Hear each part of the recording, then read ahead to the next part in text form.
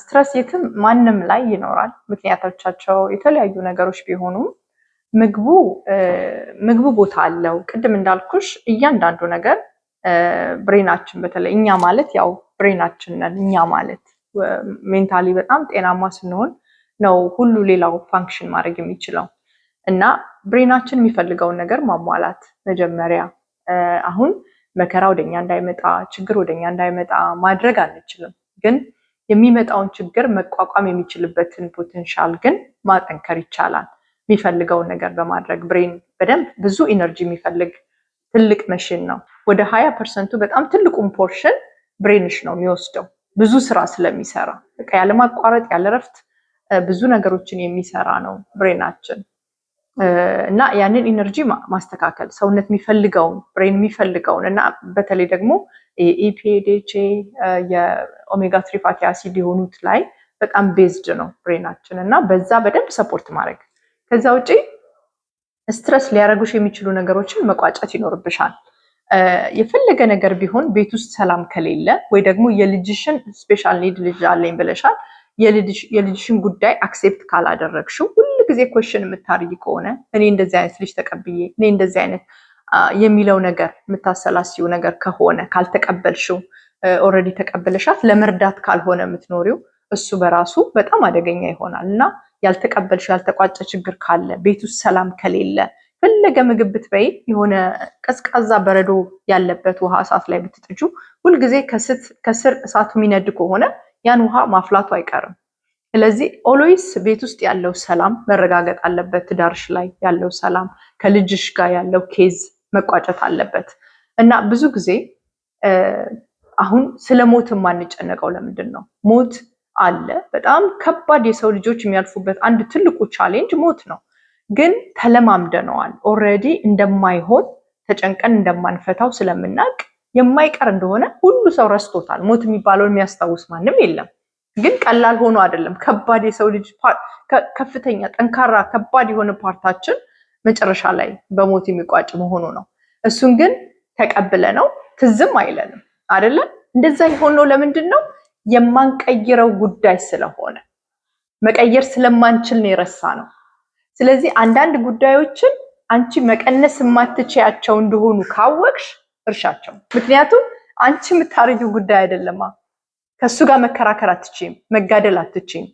አንቺ ጤነኛ ሆነሽ ስትቆሚ ግን አይደለም ያንቺ ልጅ ሌሎችም ስፔሻል ኒድ የወለደሽ እናት ብትኖር እኔ አምጪ እኔ እረዳሻለሁ ብሎ የሚያሳድጉ ብዙ አሉ። ስፔሻል የሰው ልጅ እንኳን የሚያሳድጉ ተቀብለው ለምን ጤነኛ ስለሆኑ መቆም ስለቻሉ እነሱ ቆመው ያልቆሙትን ለመርዳት የሚጥሩ ስለሆኑ ማለት ነው።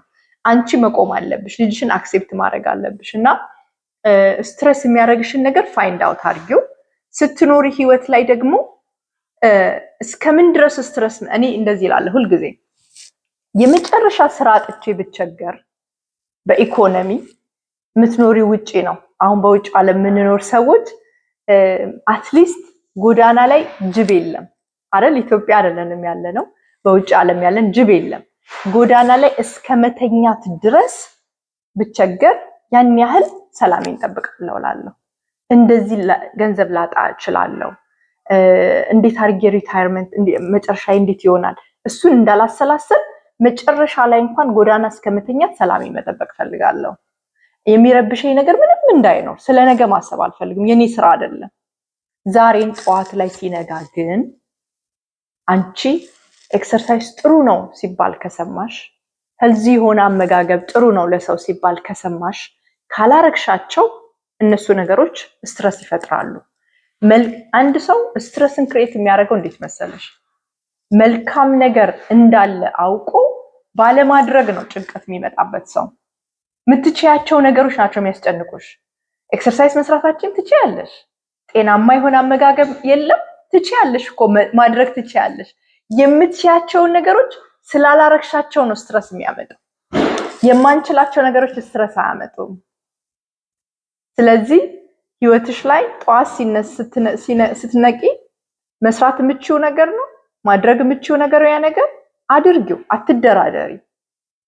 ሁለት ስኬታማ የሆኑ ሰዎች አሉ። አሁን ቅድም የተናገርኳቸው ህይወታቸው ላይ በጣም ሰክሰስፉል የሆኑ አንድ ኢላን ማስክ ነው፣ አንደኛው ደግሞ በህይወት ባይኖርም የአፕል ባለቤት ማነው ስሙ ስቲቭ ጆብ ሁለቱ ስኬታማ የሆኑበትን ነገር ወደኋላ ሄዳችሁ ብታዩ ታሪካቸውን በህይወታቸው ኢላን ማስክ 100% ያወጣውን ፕላን ነገ አደርገዋለሁ ብሎ እሱ አቅሙ የቻለውን ማድረግ የሚችለውን ፕላን ካወጣ 100% ያደርገዋል 100% ፕላኑን ያከናውናል በዛ ነው የሚታወቀው ለዛ ነው ወደዚህ ደረጃ የመጣው ማለት ነው ስቲቭ ጆብ ደግሞ 87% ያለውን ተግባራዊ የሚያደርግ ሰው ነው ያወጣውን ፕላን ተግባራዊ የሚያደርግ ሰው ነው ነገር ግን ያው ፋይናሊ ራሱ ላይ ስላልሰራ ብቻ ሊሆን ይችላል ህይወቱ መጨረሻ ላይ ራሳችሁ ላይ ካልሰራችሁ መድኃኒት እንደ ምግብ ትወስዳላችሁ የሚለውን ቃላት የተናገረው ጤናው ላይ ስላልሰራ ይመስለኛል ስለዚህ የምንችላቸውን ነገሮች ስናደርግ ስትረስ የለም ስትረስ አይኖርም የእውነቴን ነው የምልሽ በተለይ እኔ በቃ ኤክሰርሳይዝ በቃ ውስጤ የምፈልጋቸው ነገሮች አርጌ ከዋልኩኝ አመጋገቤ ካልተዛነፈ በጣም በመፈልገው መልኩ እየሄደ ከሆነ ሰላሜን ልነግርሽ አልችልም በቃ ሌሎች ነገሮች ግን ከአቅሜ በላይ ሆኑ ነገሮች ቶሎ ነው የምዘጋቸው መቼም ጤና ትዝ የሚለን ስንታመም ወይም የታመመ ሰው ስንመለከት ነው ጤና ስንል ግን አንደኛ ፊዚካል አካላችንን ሁለተኛ ሜንታል ኢሞሽናል አእምሯችን ሶስተኛ ሪሌሽንሺፕ ግንኙነት የሚያጠቃልል ሰፊ ሐሳብ ነው አካላዊ ነው ስንል ሰውነታችን ሲታመም ሲቆስል ሲደማ እንዲሁም ከአካል አንዱ ሲጎድል ማለታችን ነው ሜንታል ወይም ኢሞሽናል ወይም አእምሯዊ ነው ስነ ልቦናዊ ነው ስንል ደግሞ ሐሳባችንን ስሜታችንን ውስጣዊ መንፈሳችን ሲበላሽ ሲቆሽሽ ሲከፋ ሲያዝን ማለታችን ነው ግንኙነታዊ ነው ወይም ሪሌሽንሺፕ አለው ወይም ግብረ ገባዊ ነው ስንል ደግሞ ሰው ከሰው ጋር ሰው ከቤተሰብ ጋር ሰው ከህብረተሰቡ ጋር ሰው ከሀገር ጋር አልፎም ሰው ከፈጣሪው ጋር ያለውን ግንኙነት ሲያሻክር ወይም ወዳልተፈለገ አቅጣጫ ሲያመዝን ማለታችን ነው ስለሆነም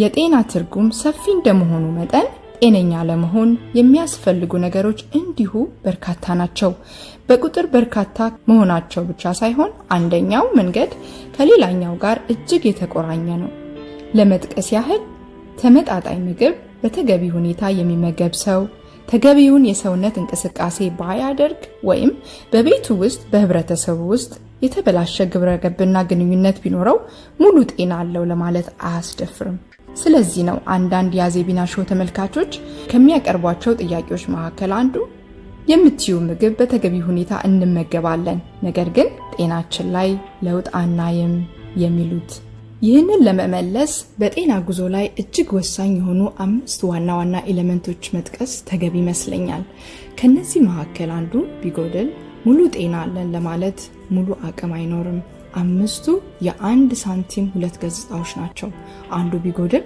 ሌላው ጎዶሎ ይሆናል አንደኛውና የመጀመሪያው ጥራቱን የጠበቀ ምግብ መመገብ ነው ይህ ማለት ጥሩ ክትፎና ጥሩ ቁርጥ መብላት ማለት ሳይሆን ማንኛውም ወደ አፋችን የምናስገባው ምግብ ለጤና ይጠቅማል ወይ ብሎ ማሰብ ከኬሚካል ከፔስቲሳይድ የጸዳ ወቅቱን የጠበቀ መሆኑ እንዲሁም ፕሮሰስድ ያልሆነ ከጂኤምኦ ነፃ መሆኑን አስቀድሞ ማረጋገጥ ይጠቅማል በመሆኑም የምንመገበው ምግብ የመድኃኒት ያህል በደንብ ጠጋ አድርገን በትኩረት ማየት ይጠበቅብናል በተለይ በምዕራቡ ዓለም የሚመረተው ምግብ ኳሊቲ ያጣ መምጣቱ በሰው ጤና ላይ እያመጣ ያለው ከፍተኛ ተጽዕኖ አሁን ባለው ትውልድ ብቻ ሳይሆን ሊመጣ ባለው ትውልድ ጭምር ሊያስከትል ያለው አሉታዊነት አሳሳቢ ሆኗል ስለዚህ አቅማችን በፈቀደ መልኩ ለቤታችን ለልጆቻችን የምንሸምተው ምግብ ወደ ፍሪጃችን አልፎ ወደ አፋችን ከመግባቱ በፊት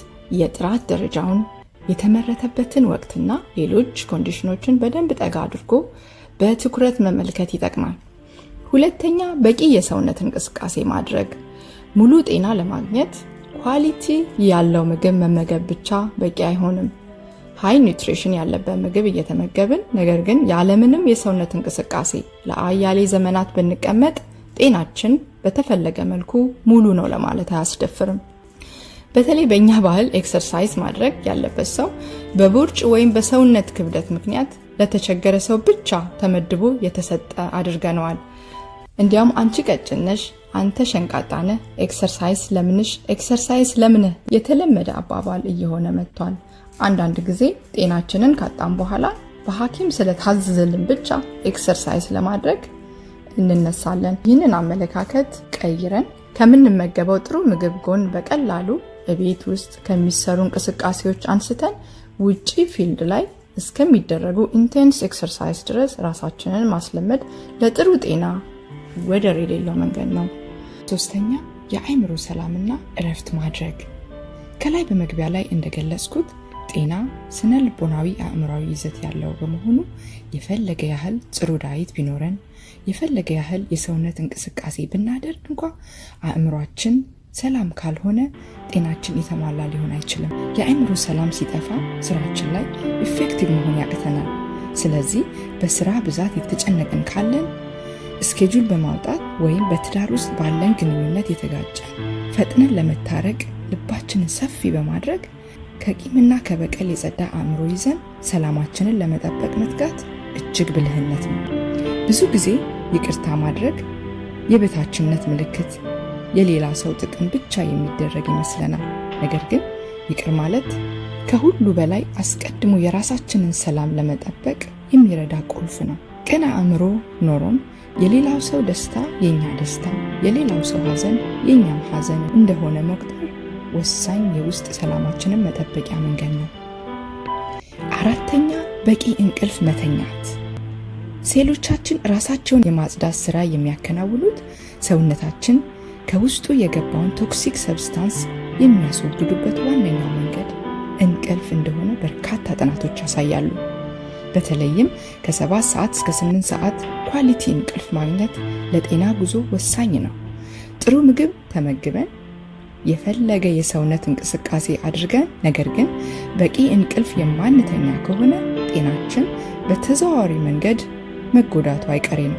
በመሆኑም ከአልጋ በፊት አእምሯችንን ከጥላቻ ከቂም በቀል በማጽዳት ከአልጋ በፊት ይቅር ማለት ያለብንን ሰውና የትዳር አጋሮቻችንን ይቅር በማለት ከአልጋ በፊት በማግስቱ የምንሰራውን ፕላን እቅድ በማውጣት ከአልጋ በፊት ቢያንስ ለ1 ሰዓት ኤሌክትሮኒክ ከማየት አይናችንን በማሳረፍ ከአልጋ በፊት የምንተኛበትን ክፍል ጨለም ያለና ብርሃን የማይታይበት በማድረግና የአልጋ ክፍሎቻችን ንጹህና ኦርጋናይዝ በማድረግ በቂ እንቅልፍ ብቻ ሳይሆን ኳሊቲ እንቅልፍ ለመተኛት መሞከር ወሳኝ የጤና መንገድ ነው። አምስተኛ ሰውነታችንን ምግብ ባለመብላት እረፍት መስጠት። አንዳንድ ጥናቶች እንደሚያሳዩት ሰውነታችን ያለ ምግብ ለረጅም ሰዓት በሚቆይበት ጊዜ በቂ እረፍት እንደሚያደርግና በተለይም ምግብ በመፍጨት ትራንስፖርት በማድረግ የሚሳተፉ የሰውነት ክፍሎቻችን ራሳቸውን የሚያሳርፉበት ሰዓት ከመሆኑ ጋር ተያይዞ በዚህ ወቅት በህይወት ያሉ ሴሎች በሰውነታችን ውስጥ የሞቱ ወይም ዴድ ሴሎቻችንን በመመገብ የማጥራት የማጽዳት ስራ ያከናውናሉ። ይሄ ፕሮሰስ ለተለያዩ በሽታዎች ትሪትመንት እንደሆነ ብዙዎች ያምኑበታል። በተለይም ካንሰር፣ ስኳር፣ ለደም ግፊት፣ ለተለያዩ በርካታ በሽታዎች መፍትሄ እንደሆነ በጥናት ተረጋግጧል። ከምንመገበው ጤነኛ ምግብ ባሻገር እንደ አስፈላጊነቱ ሰውነታችንን ቢያንስ 16 ሰዓታት ከምግብ በማሳረፍ የሚያገኙትን የጤና ጥቅም ከፍ ማድረግ ይቻላል። በተለይም ደግሞ የአዜቢና ሾው ማዕከል የሆነውን ሃይፋት ሎ ካርብ ወይም ኪቶጀኒክ ዳይት የሚባለውን ከጾም ጋር አቀናጅቶ የመሄድ ሚስጥር ለጤና ጉዞ ወሳኝ መሆኑ በዚህ አጋጣሚ ማስታወቅ እወዳለሁ። በመጨረሻም የጤናችንን ግብ ለመምታት ለጤና ተስማሚ የሆኑ ምግቦችን መመገብ እጅግ ወሳኝ ቢሆንም የተሳካ የጤና ጉዞ ለማድረግ ግን ከምንመገበው ምግብ ባሻገር የሰውነት እንቅስቃሴን፣ የውስጥ ሰላም፣ ኳሊቲ እንቅልፍ፣ አልፎ አልፎ በጾም ሰውነታችንን የማጽዳት ስራ መስራት ወደ ተፈለገው የጤና አቋም ይዞን የሚሄዱ ዋና መንገዶች መሆናቸውን እየገለጽን ይሄ መልእክት ጠቃሚ ሆኖ ካገኛችሁት አጠገባችሁ ላሉ ለቤተሰብ፣ ለዘመድ አዝማድ ሼር በማድረግ እንድትተባበሩን በትህትና ጠይቃለሁ። ሰላም ሁኑ።